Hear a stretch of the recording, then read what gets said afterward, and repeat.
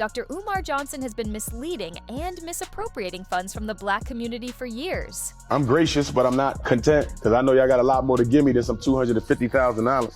Get that Cash App. Let me see who on the Cash App. Where them donations at? This man's credibility is quickly unraveling. He once claimed to be a descendant of Frederick Douglass, using that to raise over $1.6 million for a school that never materialized. However, it seems that millions were not enough. Not for someone who calls himself the Prince of Pan-Africanism. His actions seem deliberately planned to shape Black consciousness in a way that leaves many questioning their own judgment. Imagine believing his promises year after year.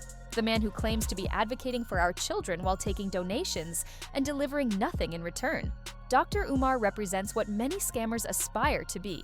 Persuasive, articulate, and wrapped in the guise of Black liberation. At this point, many view him less as an educator and more as a con artist. But now, his entire operation seems to be crumbling. People are no longer falling for it. DNA tests have exposed his false claims about being related to Frederick Douglass. GoFundMe shut down his campaign, refunding nearly $376,000 to donors. PayPal froze over $100,000 in contributions. The Pennsylvania Psychology Board is investigating him for practicing without a license. His school building is now being auctioned off for $76,000 due to unpaid debts. Anyone who's spent time on Black Twitter has witnessed the chaos. Accusations of everything from fake property inspections to a staged polygamous wedding for publicity, even attempts to sell lunch dates in exchange for donations. This is the story of how the so-called Prince of Pan-Africanism became the self-proclaimed Prince of Panhandling, and, as some put it, the King of Scams. Let's start with the lies that set everything in motion before we dive into the financial aspect. Dr. Umar Johnson, whose real name is Jermaine Shoemake, built his entire reputation on falsehoods. He frequently claimed, "I am a blood relative of Frederick Douglass," proudly stating it to audiences across the nation. "We have a family reunion every 2 years." This wasn't a casual remark. It was the cornerstone of his credibility. He presented himself as the descendant of the great Frederick Douglass, here to save Black children. It sounded compelling, inspiring, but it was completely false.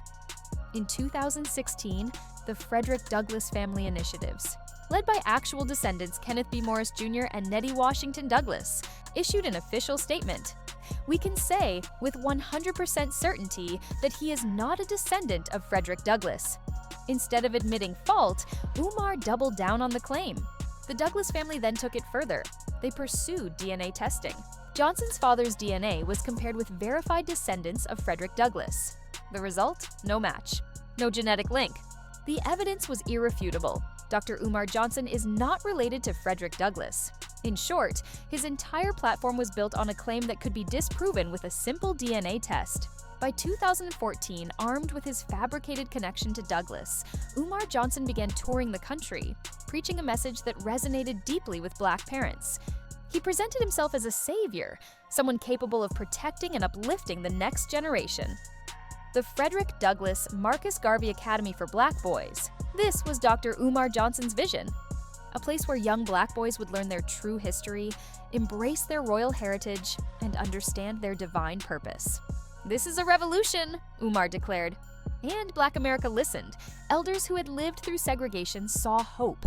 Young adults tired of waiting for change saw action. Dr. Umar Johnson gave the community a dream worth supporting. So, when he asked for donations to make it a reality, families across the country responded with faith and generosity. The contributions came pouring in: $20 from a single mother in Detroit, $500 from a grandfather in Atlanta, $1,000 from a professional couple in Washington, D.C., saving for their own children's education. By 2017, Dr. Umar had raised nearly $376,000 through GoFundMe alone. But that was just the beginning.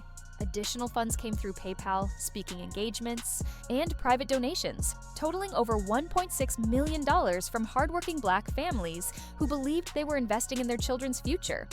These donors were teachers, nurses, barbers, and factory workers, ordinary people who made sacrifices because they believed in the mission. Meanwhile, Umar's lifestyle seemed comfortable. He traveled frequently, held public speaking events, and maintained a visible presence, largely funded by people struggling to make ends meet. As time passed, A major issue became impossible to ignore. No school ever opened. By late 2017, GoFundMe shut down his campaign and refunded $375,000 to donors after repeated questions about the use of the funds went unanswered. Around the same time, PayPal froze over $100,000 in donations because Umar was reportedly accepting tax-deductible contributions without official nonprofit status, which violated the law. Facebook also suspended his main account due to multiple policy violations. One by one, the platforms that had initially helped him raise funds began to distance themselves. But did that stop Dr. Umar? Not at all. He simply moved to Cash App and continued collecting donations.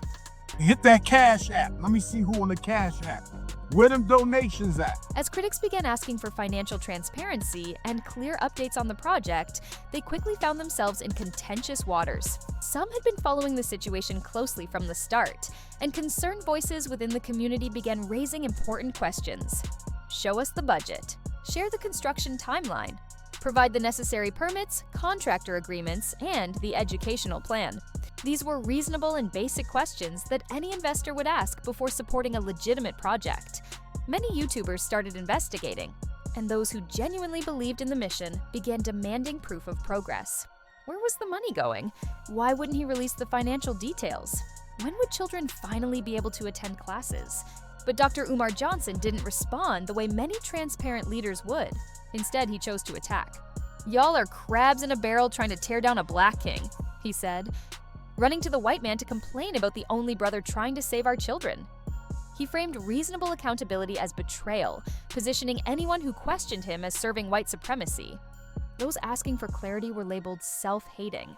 His message was clear: real black people don't question Dr. Umar Johnson. He effectively used the community's pride and unity against their right to demand the truth, manipulating their genuine love for their culture to deflect from legitimate concerns. When that approach began to lose its impact, he turned to a different tactic. In September 2021, during the FDMG Family Festival, he staged a mock polygamous wedding ceremony with 2 black women live-streamed on Instagram. "I'm not really getting married though, ladies," he told the camera.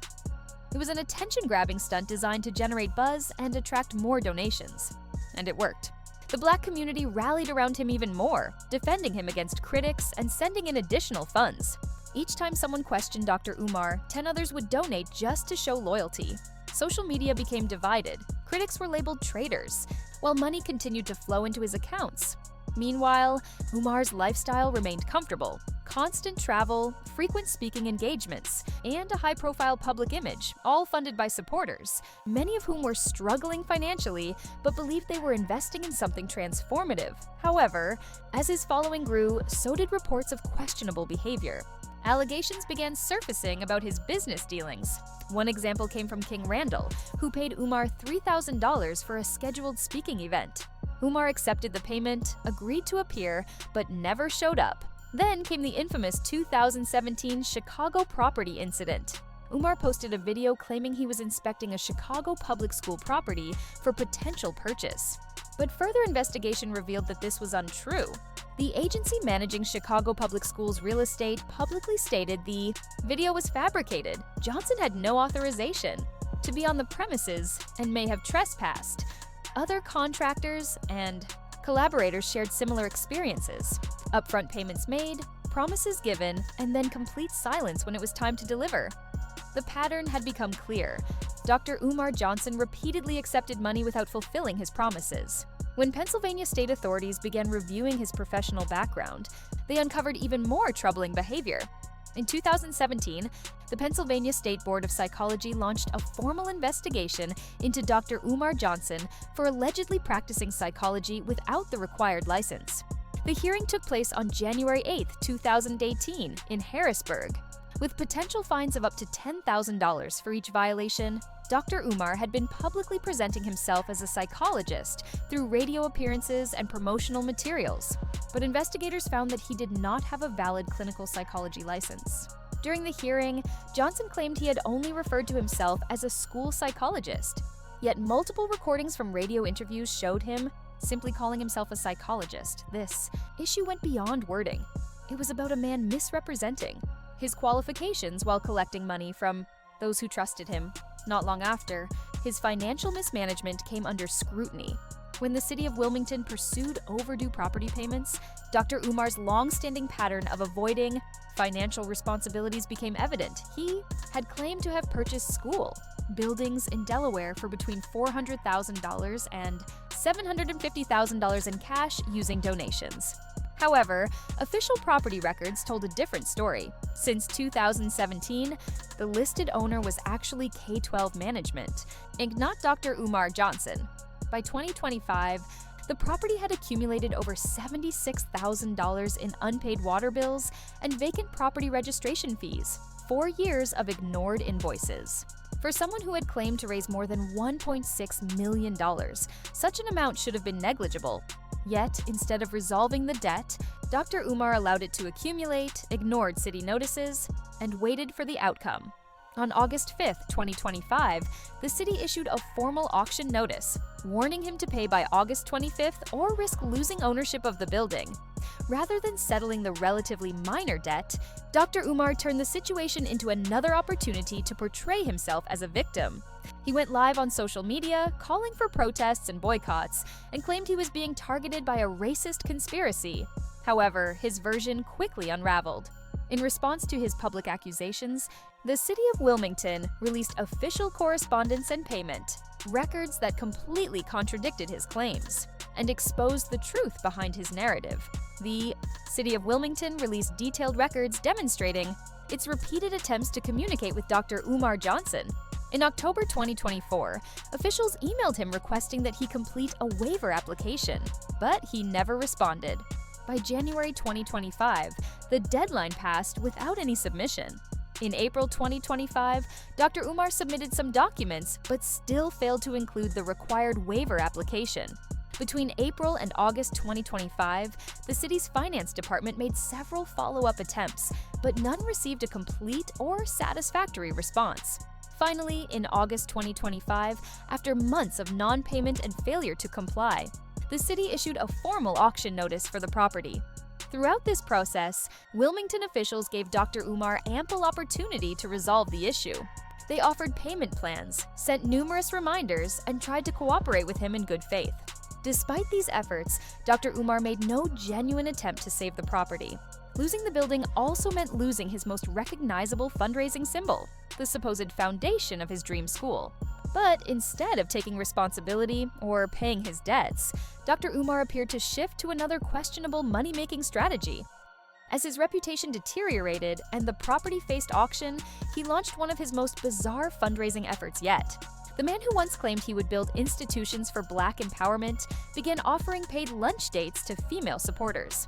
The self-proclaimed Prince of Pan-Africanism seemed to reduce his mission to what appeared to be a small-scale dating hustle. He claimed that his bank accounts were still frozen and that he needed donations just to cover basic living expenses. Nearly a decade after promising to revolutionize Black education, Dr. Umar Johnson was now asking for grocery money through Apple Pay and PayPal in exchange for casual dinner meetups.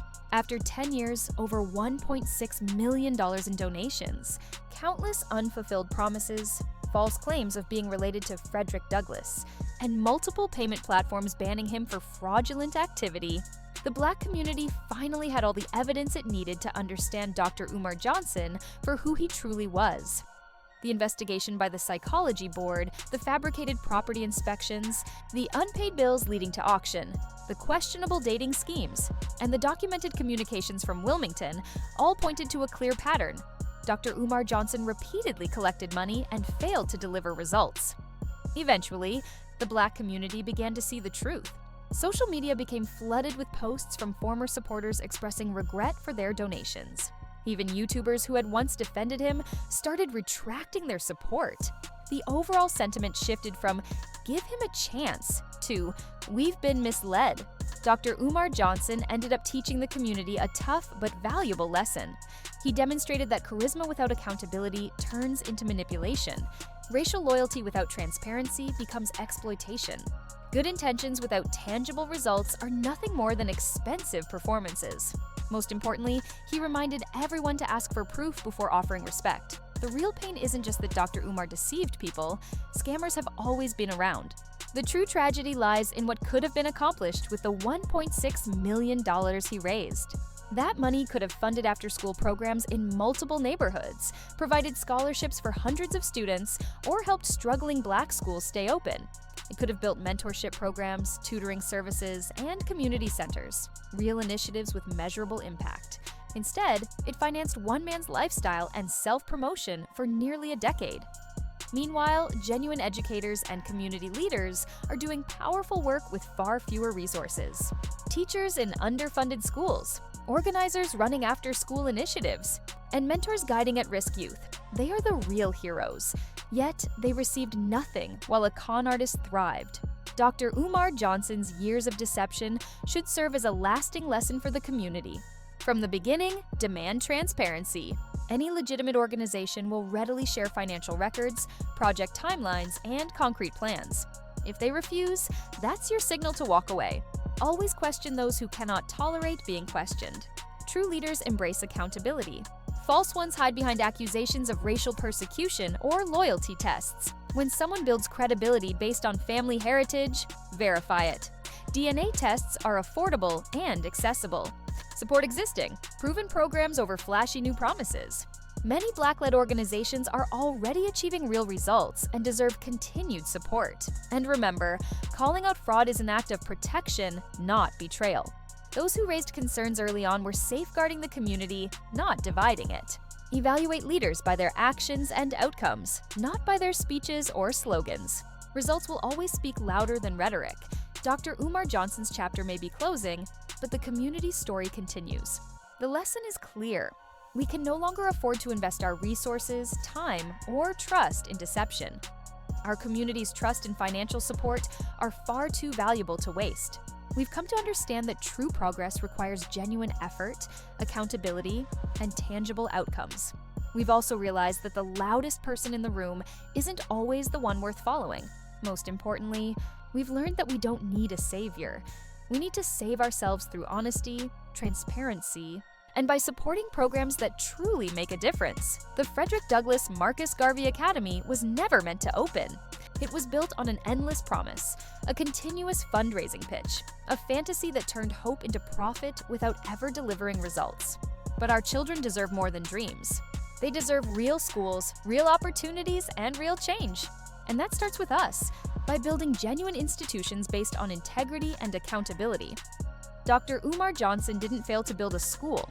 He succeeded in creating exactly what he intended, a personal income stream fueled by our community's belief. But his success has become our lesson. We know better now, we expect better now, and we will do better now. No more false prophets, no more charming deceivers, no more empty promises. From now on, we will support organizations that prove their work, not just talk about it. We'll fund programs that educate children in real classrooms, not showcase abandoned buildings. We'll invest in leaders who welcome tough questions, not those who attack anyone who asks them. The era of the false prophet is over, and the era of genuine work begins now. If this video helped you understand Dr. Umar Johnson's decade-long deception, share it with someone who deserves to know the truth. And if you're aware of real Black educational programs making a difference in your community, share their details in the comments below.